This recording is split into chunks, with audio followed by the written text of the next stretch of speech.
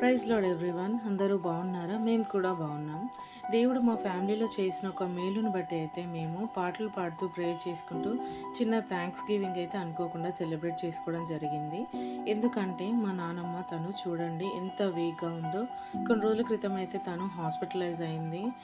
Multiple organ failure, doctors అయితే almost hopeless అన్నారు. కానీ ఇప్పుడు చూడండి ఎంత హెల్తీగా మా మధ్య ఉందో. అందుకే మేము సెలబ్రేట్ చేసుకున్నాం. మాకు మహిళా అందరూ కలుగజేసిన విధానంటే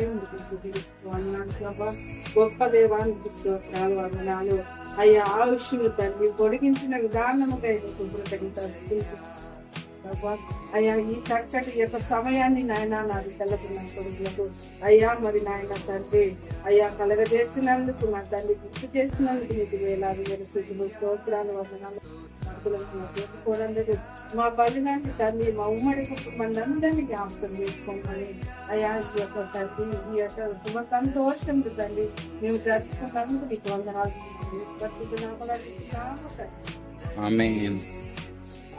మా నాన్నమ్మకి ఇది నిజంగా న్యూ బోర్న్ అని చెప్పొచ్చు. ఎందుకంటే అన్కాన్షియస్ అయిపోయి ట్రీట్మెంట్ ఇచ్చిన టాలరేట్ చేయదు, హోప్స్ ఏం పెట్టుకోకండి అని డాక్టర్స్ చెప్పినా కానీ ఇలా హెల్తీగా హ్యాపీగా ఉందంటే ఓన్లీ బై గాడ్స్ గ్రేస్. అంతేకాకుండా మా డాడీ, మా మమ్మీ, ఇంకా మా బాబాయ్ వాళ్ళు, పిన్ని వాళ్ళు, అన్నయ్య వాళ్ళు, తమ్ముళ్ళు ఒక న్యూ బోర్న్ బేబీకి ఎంత కేర్ తీసుకుంటారో ఆ విధంగా కేర్ తీసుకున్నారు. కాబట్టి ఇప్పుడు మేము ఇంత హ్యాపీగా ఉన్నాం అందరం.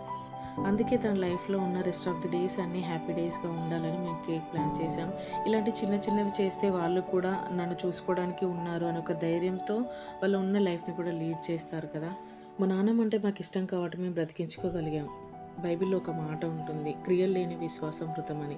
మరి మనకి ఇష్టమని చెప్తే సరిపోదు కదా, అది యాక్షన్స్లో చూపిస్తేనే కదా దానికి ఒక అర్థం. మరి మన ఇంట్లో పెద్దవాళ్ళు ఉంటేనే మంచిది. కాబట్టి వాళ్ళు ఉన్నప్పుడే వాళ్ళని విలువ తెలుసుకొని వాళ్ళని కాపాడుకుందాం. దయచేసి నెగ్లెక్ట్ చేయకుండా ప్రతి ఒక్కరూ కేర్ తీసుకుందాం.